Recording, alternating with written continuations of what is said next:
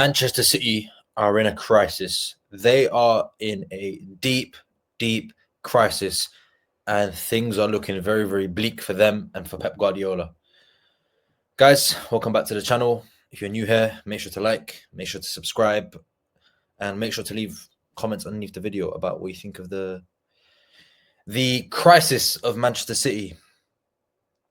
But let's get straight into it, guys. Arsenal thump Manchester City. It is plain and simple. Arsenal dismantle, destroy, and take Manchester City apart at the Emirates Stadium. Genuinely, for a very, very long time, I've not seen a golfing quality of two top teams, especially two teams that are normally going for a title. You look at last season, how close City and Arsenal were to each other, and the switch in less than a year from then to now, and how superior Arsenal are to Manchester City is beyond me. It is ridiculous. How it's happened so fast, how it's been able to, fast track so quickly, how it's been able to just happen just like this at the click of a fingers is ridiculous. Because I went into the season thinking Arsenal were going to win the league, and it was going to be City and Arsenal that are going to challenge for the title. Neither are really, throwing a real shout for the league title. But how Arsenal have just behind City like this and have just taken it to another level is beyond me. To beat City 5-1. It's not 2-1 or a 3-1 or a tight game or a last-minute equaliser or last-minute goal for Arsenal or last-minute whatever it is. Or it's tight, City were better and Arsenal get a goal on a break. No, it was an utter battering, completely outclassed in every facet on the pitch. Midfield, defence, the attackers far, far better. And that lad behind me, Miles Lewis-Skelly, what a talent. What an absolute talent Arsenal have on their hands. Can play left back, can play midfield. He's two-footed, and he got a brilliant, brilliant third goal for Arsenal in a game that showcased Arsenal's complete and utter superiority. They're missing Bukayo Saka, arguably their best player. Manchester City more or less have a fully fit 11 and fully fit squad to choose from. Calafiori, who's Arsenal's normally starting left back, came on in the 90th minute. Arsenal are missing key personnel and still demonstrated superiority and quality all around the pitch. It's quite embarrassing for Manchester City. And they are in a crisis. They are in a deep, deep crisis because this doesn't happen to Pep Guardiola. This doesn't happen to Manchester City, but it's happening too often now. It's happening too often. They made a decent start to the year, but this just takes it all down to the floor again. And it's only going to get worse. It's only going to get worse for Manchester City. They still have to play Newcastle. They still have to play Liverpool. They've got Real Madrid coming up. It is looking troublesome for Pep Guardiola and Manchester City. And this season has already been a write-off for them. The Champions League was really the only thing that they were holding on to. But they are not going to win the Champions League. They are not going to win the Champions League. Despite how poor they are, City, you have to give credit to Arsenal. They are magnificent. They are brilliant. And they've had an up and down season, but they've only been beaten twice in the league. 2 games they've lost in the Premier League this season. They're a hard side to beat, especially at the Emirates. Very, very difficult side to beat. And that was a statement. Nwaneri is another one. He's a talent. Havertz, who I think was pretty decent. Rice, he was magnificent. 3 assists. Thomas Partey, that goal he scored, magnificent. Saliba and Gabriel, top.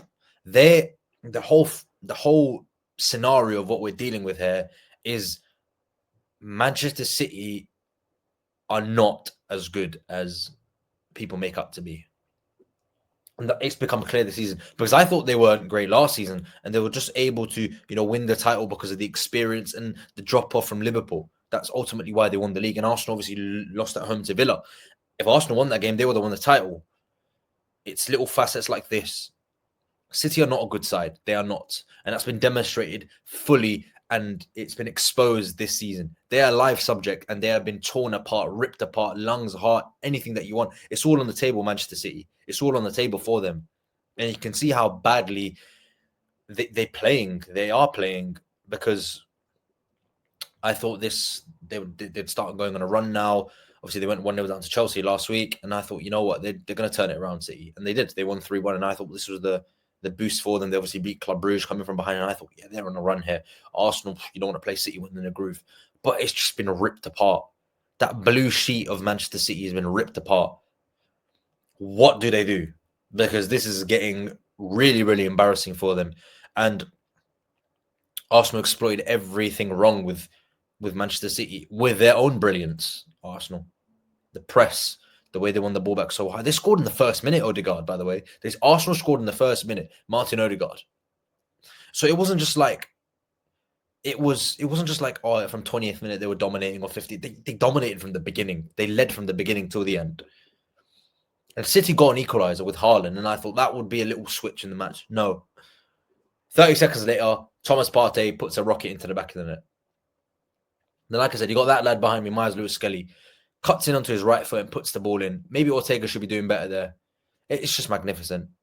Odegaard again, fourth goal for Arsenal. Odegaard plays a little pass to Havertz. Havertz takes it back on his left foot and puts it past Ortega. And then the fifth goal, it's just, wow. Nwaneri, Ethan Nwaneri. What a footballer he is. As a rival fan, me watching these youngsters coming through at Arsenal, he's born in 2007, 15 years of age when he made his debut over 2 years ago at Brentford. Matured this season. Goals against Brighton, scored a screamer in the EFL Cup. I think it was against Preston or Bolton. I can't really remember who they played, but it was a brilliant goal. And again, he gets the ball on the right-hand side, cuts in, left foot, bends it past Ortega. Superb, trademark. It reminded me of a lot of Bukayo Saka, remind me of what Mo Salah's been doing the last decade in the Premier League. Lamine Yamal, he does the same thing. Nwaneri is in that mold, and you can see his quality. He is brilliant. And Arsenal have been able to spawn two youngsters from Hale End at the same time that look to be brilliant, and they're going to save them a lot of money. The future is bright for Arsenal. They get number 9, they get number 6, Zubimendi, who looks to be done, and they get a proper striker, Isak or whoever it is, João Pedro or Šeško, somebody of that mold. They are going to be a serious title challenger next season for Liverpool and City, who will be in the title race. But I can't fathom the words to describe what I saw, because I've never seen anything like that. I've seen Liverpool thump City. I've seen Arsenal thump Liverpool. I've seen Liverpool thump Arsenal. But two title rivals generally going at it, I've not seen anything like that before. It's beyond me, especially from Arsenal. City tend to own Arsenal in terms of beating them. Even when Arsenal were really, really close to the title in 22-23, City did a double over them, 3-1 and 4-1. Last season, City weren't able to beat Arsenal. That's fair. And you look at now, this season, 11v11 at the Etihad, Arsenal were winning. And they would have beaten City with 11 men. The way the game was going, they would have beaten them with 11 men. As proven today, 5-1. 5-1. I think a lot of people are sleeping on Arsenal. Yeah, they've had an up and down season, but the signs are very, very bright. And if I'm an Arsenal fan, which some people think I am, and I'm not, that was brilliant, excellent, fantastic. Whatever word you want to use to describe that, it was that. And Nwaneri and Lewis-Skelly stand out for me because they are young, inexperienced, immature in terms of their footballing careers. And they put a performance like that against the champions. That can only mean good things for Arsenal. But guys, get your comments in below. Do you think Arsenal are still in a title race? And are Manchester City are in a crisis? Because I think they've just deepened theirs. Like I said, Manchester City are in a crisis, but I want to hear what you think. And are Arsenal still in the title race? Guess we'll find out. Thank you for watching, guys, and I'll see you on the next video.